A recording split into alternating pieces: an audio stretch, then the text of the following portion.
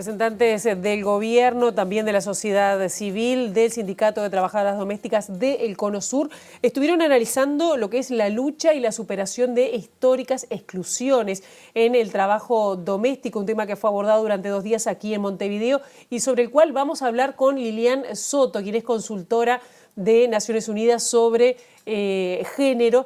Es doctora en medicina, además de muchos estudios, y vino a Montevideo para presentar justamente un informe que hizo las conclusiones sobre esto. Muchísimas gracias.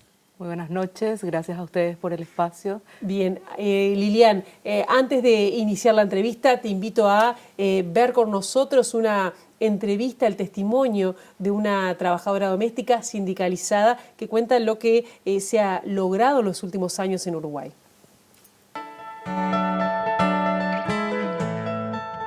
Bueno, la verdad que somos un sindicato bastante reciente.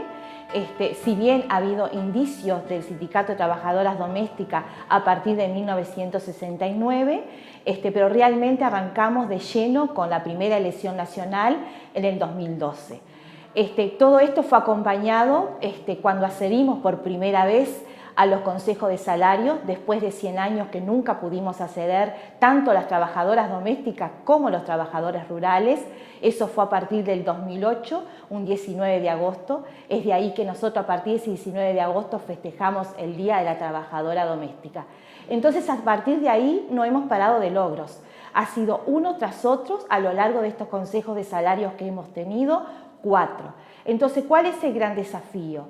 Tenemos todos estos logros. El gran desafío es cómo lo empezamos a aplicar, porque la trabajadora... Bueno, ahí había parte de la vivencia de alguien que ha seguido el proceso muy de cerca desde Uruguay, ¿no? Una trabajadora doméstica sindicalizada. Y yo, Pilar, cuando hoy preparábamos la entrevista y repasaba algunos materiales que dan cuenta de la trayectoria de Lilian, nuestra invitada, que llega desde el Paraguay para estar con nosotros, le prestaba mucha atención a un dato que dice que claramente la reciente tendencia regional a la organización sindical de las trabajadoras domésticas le ha dado un enorme impulso, textualmente así lo decías, Lilian, a sus reclamos. La pregunta es, ¿por qué recién ahora, cuando en otros rubros esto se consiguió capaz que 100 años antes? Bueno, creo que en realidad la pregunta importante es por qué no antes. Exacto. ¿Qué había sucedido? ¿Por qué estaba tan invisibilizado el empleo doméstico por una parte y por supuesto su exclusión de muchos de los derechos en toda nuestra región? Porque efectivamente recién a partir del siglo XXI es que comienza a producirse aquello que implicó una ola de modificaciones legales para la igualdad del empleo doméstico. Antes existían algunas modificaciones, pero recién el siglo XXI fue el siglo de la igualdad para las trabajadoras domésticas. Y menciono 2 de los aspectos que creo que son centrales. Por una parte, una conceptualización sobre el trabajo doméstico que lo colocaba en el lugar del no trabajo, en el lugar de aquello que implicaban las tareas naturales de las mujeres, que lo hacíamos gratuitamente y eso se trasladaba a un tipo de empleo desvalorizándolo y en consecuencia colocándolo en situación incluso de discriminación legal. Y el otro elemento que considero clave es esto que acabas de mencionar, la inexistencia de un sujeto demandante fuerte.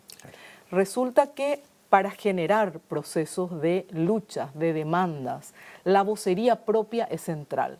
Si el sujeto que debe generar ese proceso de demanda no está fortalecido, entonces otros hablan, otras hablan por ese sujeto, pero no se habla desde la experiencia. Se colocan las estadísticas, se colocan los números, pero cuando las personas que viven las realidades tienen nombres, tienen caras, tienen familias, tienen niños y niñas a quienes dejan para ir a cuidar a niños y niñas de otras personas, tienen casas, hogares que tienen que abandonar para ir por un sueldo a veces mísero en algunos de nuestros países para poder comer.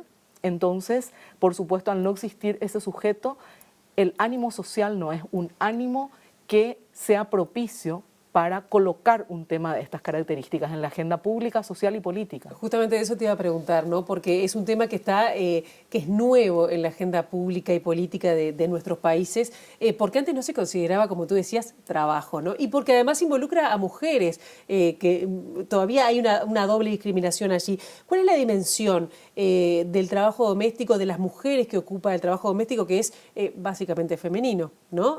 A pesar de que hay también hombres, pero es básicamente femenino en la región, siendo que además es uno de los trabajos que ocupa a muchísimas mujeres, ¿no? Es así mismo. Hoy los datos, los últimos del panorama laboral de la Organización Internacional del Trabajo, que hace un seguimiento, por supuesto, de todas las categorías ocupacionales, nos indican que en América Latina y el Caribe, de la población económicamente activa, urbana, ocupada, femenina, el 14% se dedica al empleo doméstico y en el cono sur el 11,8%. Esto fue disminuyendo a lo largo del tiempo, pero siempre se mantiene con un enorme porcentaje. Es decir, estamos hablando de millones. Por supuesto que estamos hablando de millones, solamente hablar de Brasil Claro. Ya nos da la pauta de lo que significa eso, y en toda la región son varios millones de mujeres, el más del 90% de quienes se dedican al empleo doméstico son mujeres. En algunos países 93, 94, 95, 98%. Entonces, tenemos una categoría ocupacional, un tipo de empleo que abarca a muchísimas mujeres, pero no a cualquier mujer. ¿A quiénes afecta el empleo doméstico? Afecta a quienes se ocupan del empleo doméstico. Mujeres en general provenientes de zonas más empobrecidas, o de las ciudades o de las zonas rurales, o migrantes de un país a otro en corredores migratorios como el corredor Argentina-Paraguay o Paraguay-Argentina, o como el corredor Perú-Chile, o como el corredor Costa Rica-Nicaragua, a mujeres que están con una sobrerepresentación cuando se trata de mujeres afrodescendientes e indígenas en algunos países. En resumen, es un tipo de empleo en el que se cruzan múltiples discriminaciones. Se cruzan la discriminación de género, de clase, la discriminación racial, la discriminación étnica. En consecuencia, al tener todos estos elementos, se trata de un tipo de empleo con todas las características para que sea excluido, excepto cuando se produce la confluencia de una serie de factores, que es lo que ha sucedido en este siglo, de apoyo importante de una serie de sectores que tienen capacidades para esos apoyos, como la cooperación internacional, como las organizaciones no gubernamentales, el movimiento feminista, un sujeto demandante que puede ser apoyado y en consecuencia puede tener fortalecimiento, y a partir de ahí, y con un ánimo diferente, como decía, a nivel de la sociedad, y reconceptualizaciones importantes, entonces se producen las políticas públicas. En el cambio, mejor dicho, el cambio de signo político en varios de los gobiernos de la región, ¿pone en riesgo algunas de esas conquistas? Bueno, hay que decir que debo decir que uno de los elementos importantes que surge del análisis que presenté ayer es que durante el momento en el que existieron gobiernos progresistas en la región se dieron los principales avances para el empleo doméstico en todos nuestros países del Cono Sur.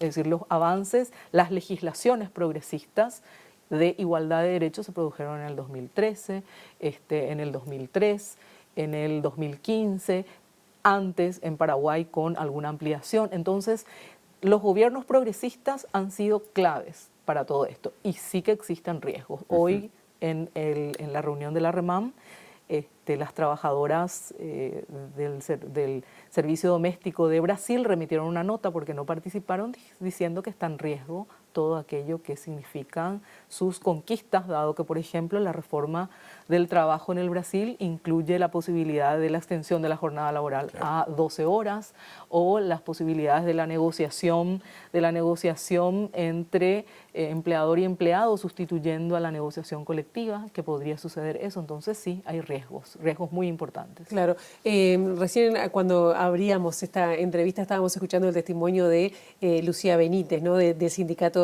de Trabajadoras Domésticas de Uruguay, haciendo un relato de los avances que ha habido en Uruguay. Me gustaría dos cosas, ¿no? Ella decía, bueno, todo lo que falta a partir de ahora es que se cumpla la ley, ¿no? Que haya, cuáles son los desafíos, porque tú acabas de participar de esta reunión donde hubo representantes de distintos países del Cono Sur. ¿Cómo están los avances en distintas en los distintos países con respecto a este tema, no solo a la sindicalización, sino a los derechos, ¿no?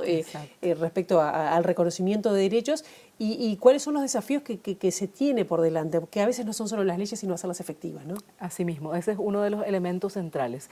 En los 6 países de la región del Cono Sur, considerando el Cono Sur ampliado, Argentina, Brasil, Bolivia, Chile, Paraguay y Uruguay, 4 de ellos tienen igualdad legal plena, lo cual ya es un avance con importante. Otros trabajadores. Exacto, con otros tipos de trabajo. Claro.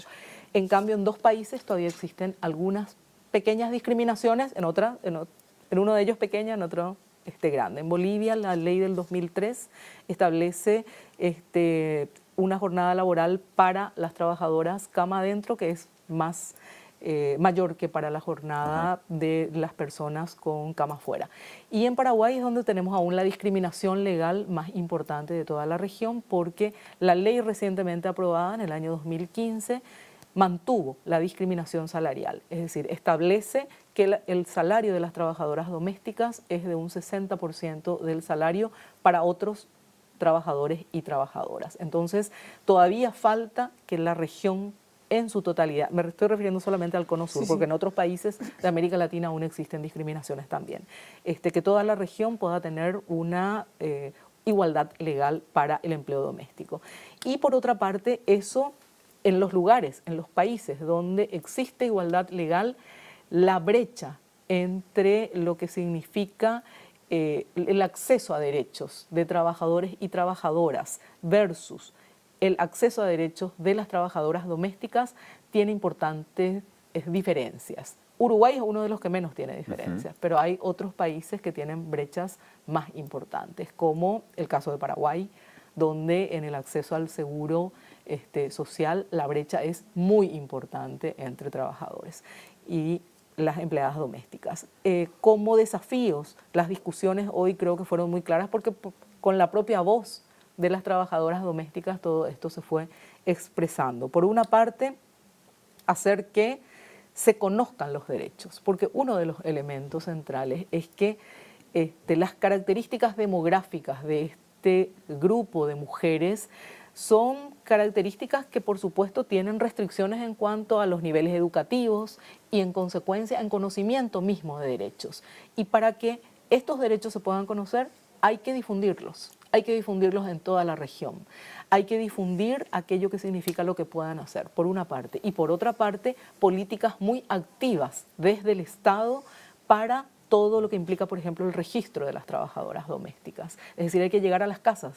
Las características de este tipo de empleo tiene algunos problemas que son muy importantes. Hay que entrar a las casas, hay que llegar a cada una de las casas. No estamos hablando de trabajadores y trabajadoras que están juntos en un sitio. Trabajan aisladamente. Trabajan aisladamente, es más difícil la sindicalización en consecuencia. Hay un ámbito muy importante que tiene que consolidarse, que es el ámbito de la sindicalización de la organización, y eso significa apoyo fundamental a las organizaciones. Yendo a ese punto, en alguna ocasión usted ha hablado, hablando de brechas, tomando el término que recién empleaba, o ha dicho que en los países en los que hay flujos migratorios importantes, hay menos tendencia a la sindicalización entre las migrantes que entre las empleadas domésticas nacidas en ese país. ¿Por qué pasa eso?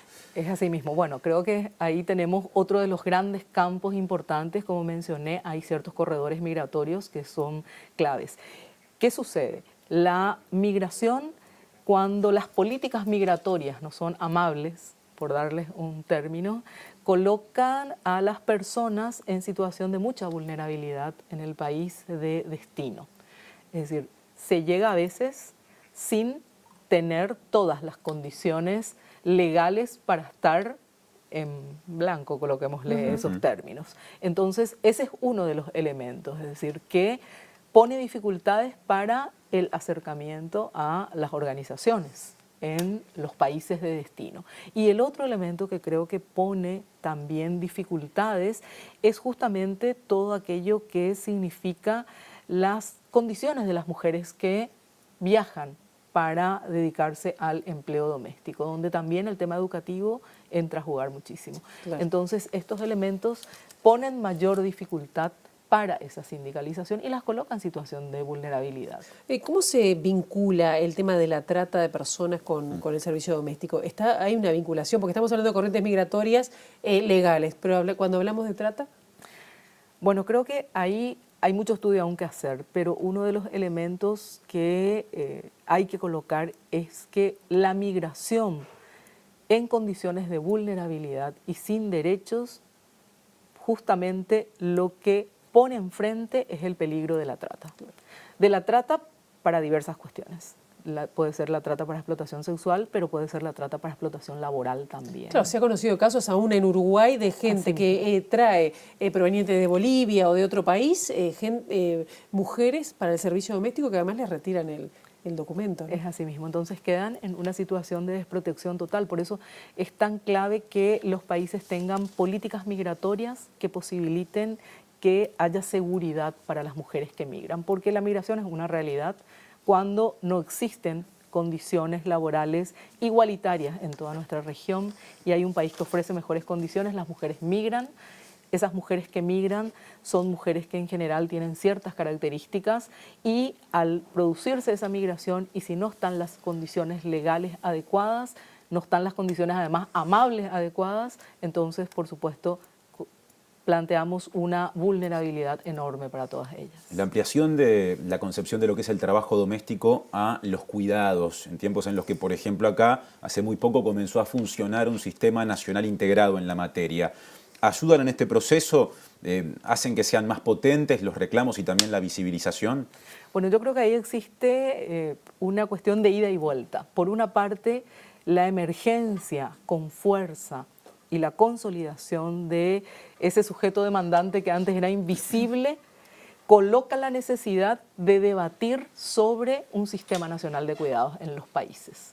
Porque si las trabajadoras domésticas, que antes algunas autoras como Todaro en Chile hablan del sustituto invisible, es decir, antes lo que sucedía con este proceso del acceso de las mujeres al mercado laboral era la sustitución por parte del empleo doméstico de esas tareas que se realizaban como forma supuestamente natural por parte de las mujeres. Pero cuando eso ya no es invisible, cuando las mujeres trabajadoras domésticas dicen somos trabajadoras, exigen derechos, eso genera todo lo que hoy consideramos la crisis de los cuidados y por supuesto el debate que tiene que producirse al respecto y la política pública de sistemas nacionales de cuidados es la respuesta.